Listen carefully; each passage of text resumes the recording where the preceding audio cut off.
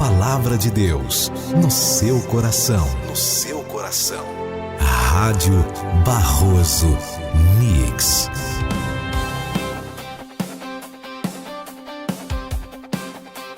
Bom dia, queridos ouvintes da Rádio Barroso Mix. Aqui é Rafael Henrique. Que alegria estar com você mais uma vez. Como é que tá aí sua terça-feira, hein? Espero que tenha dormido bem, acordado com o coração cheio de expectativa para mais um dia de aprendizado com a palavra de Deus. Ontem a gente começou a falar sobre Levítico, você lembra? A gente viu que esse livro não é aquele monte de regras chatas que a gente pensa, né? É um pai amoroso ensinando seus filhos a viverem bem, a viverem perto dele. A gente descobriu também que a palavra mais importante do livro é a palavra santo, né? Que significa ser diferente, separado para Deus. E eu te prometi que hoje a gente ia falar sobre os sacrifícios. Então prepara o coração, porque o que você vai ouvir hoje pode mudar a sua vida, hein? Vamos lá? Abra aí a sua Bíblia comigo, lá em Levítico, capítulo 1. Então, pra gente começar. Levando a palavra de Deus. Levando a palavra de Deus.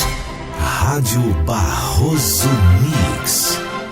Rádio Barroso Mix. Conseguiu abrir aí no capítulo número 1?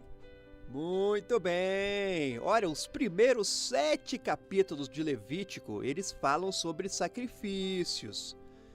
Eram 5 tipos diferentes de sacrifícios que o povo oferecia a Deus. E eu vou te explicar um por um, tá bom? Mas antes de eu te explicar, deixa eu te fazer uma pergunta. Você já se sentiu assim tão culpado por alguma coisa que fez, né, que parecia que tinha assim um enorme peso no seu peito? Olha, não sei se você conseguiu entender a pergunta, né, mas eu quero dizer no seguinte assim, ó, no seguinte caso, será que talvez você esteja pensando assim, né, como é que Deus vai me perdoar? Como é que eu vou me aproximar dele de novo? Pois é exatamente por isso que existiam os sacrifícios, meus irmãos. O pecado, ele criava uma separação entre as pessoas e Deus.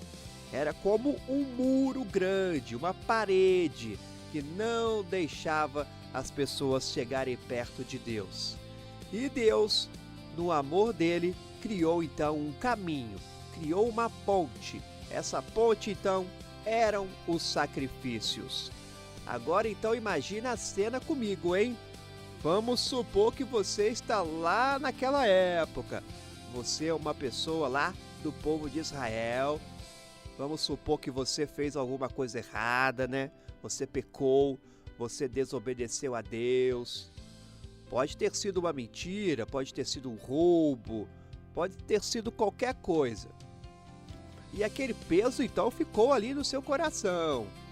E aí você pega um animal lá do seu rebanho, pode ser um boi, pode ser uma ovelha, pode ser um cordeiro, e você escolhe então o melhor animal que você tem.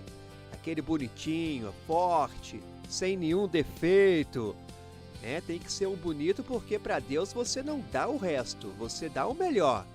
E aí você leva esse animal até a entrada do tabernáculo. Tabernáculo é aquela tenda onde Deus mora, que nós aprendemos no livro do Êxodo. E lá está o sacerdote esperando, né? O sacerdote é aquele homem da tribo de Levi que foi escolhido para ajudar as pessoas a se aproximarem de Deus.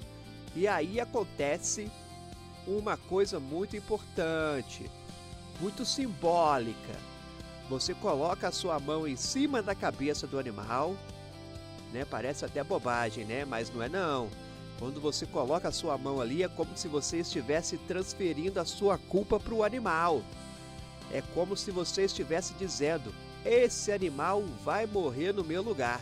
O castigo que era para ser meu vai ser dele. E então o animal era morto ali mesmo. O sangue dele escorria, parte da carne era queimada lá no altar, aquela mesa grande, né, de metal que ficava do lado de fora ali do tabernáculo. A fumaça subia para o céu, o cheiro daquela carne assando enchia ali todo lugar. Era como se fosse um presente sendo mandado lá para o céu, né? Direto para Deus. E aí é isso, você deve estar pensando aí, né? Rafael, que coisa horrível, Rafael. Matar um animal assim, tadinho do animal. E eu entendo o seu sentimento, é verdade, né?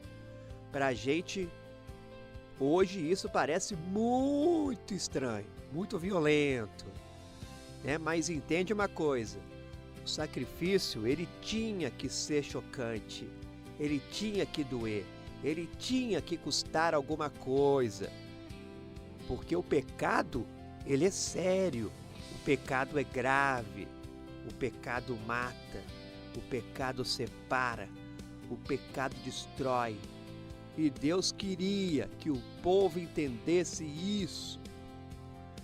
Cada vez que uma pessoa via aquele animal morrendo, ela pensava: esse deveria ser eu. Eu é que merecia morrer por causa do meu pecado. Mas Deus, na misericórdia dele, está aceitando esse animal no meu lugar. Era uma lição visual, uma lição que mexia com o coração. Agora, deixa eu te explicar então os 5 tipos de sacrifício que existiam. Presta bem atenção, porque cada um tinha um significado diferente, cada um ensinava uma coisa sobre Deus e sobre como se aproximar dele. O primeiro era o holocausto. Esse sacrifício que a gente lê no capítulo 1. Holocausto é uma palavra que significa queimar tudo. Nesse sacrifício era totalmente queimado, né, no altar. Não sobrava nada, tudo virava fumaça e subia para o céu. O segundo tipo era a oferta de manjares, que a gente lê no capítulo 2, que era diferente, porque não usava animal, usava grãos, farinha, pão. A pessoa trazia as primeiras colheitas da plantação dela e oferecia a Deus. Era um jeito, né, de agradecer, de reconhecer que tudo o que a gente tem vem de Deus. O terceiro era o sacrifício pacífico, que está lá no capítulo 3. Esse era bem especial, porque era como uma celebração, como uma festa. Quando você oferecia esse sacrifício, parte do animal era queimado lá no altar. Parte ficava para o sacerdote e parte você levava para casa e fazia então uma bela comida com sua família e seus amigos. O quarto tipo era o sacrifício pelo pecado, que está no capítulo 4. Esse era quando você pecava sem querer, quando você fazia alguma coisa errada, mas não tinha intenção de fazer. Por exemplo, você deu um testemunho falso, sem saber que era falso, ou você encostou em alguma coisa impura sem perceber. Então esse sacrifício ele cobria esses pecados não intencionais. Era como pedir desculpas e receber o perdão de Deus. O quinto tipo de sacrifício era o sacrifício pela culpa, que aparece no capítulo 5. Esse era parecido com o sacrifício pelo pecado, mas era mais específico. Era quando você prejudicou alguém ou quando você prometeu alguma coisa e não cumpriu, né? Então, além do sacrifício, você ainda tinha que devolver o que tinha tirado da pessoa ou fazer o que tinha prometido, mais 20% a mais. Era como se fosse uma reparação, um jeito, né, de consertar o erro que você tinha cometido. Agora eu quero falar para você uma coisa muito importante. Muito importante mesmo, é uma coisa muito linda. Olha, eu quero dizer para você que cada animal que morria naquele altar estava ali simbolizando o que Jesus ia fazer por você muito tempo depois. Pensa comigo, hein? Será que por que a gente não faz mais isso hoje em dia? Né? Será que é só por causa da compaixão que a gente tem pelos bichinhos? Não, meu amigo, pensa comigo, hein? Aqueles animais, eles eram perfeitos, sem nenhum defeito. Jesus também era perfeito. Ele nunca pecou, nunca fez nada errado. Aqueles animais morriam no lugar das pessoas. E Jesus também morreu no nosso lugar. Aquele sangue derramado no altar pagava pelos pecados. O sangue de Jesus também paga pelos nossos pecados, só que de uma forma muito mais poderosa, muito mais completa. Por isso que a gente não precisa mais fazer sacrifícios de animais. Por isso que a gente não precisa mais matar os animaizinhos. Porque Jesus já fez o sacrifício perfeito.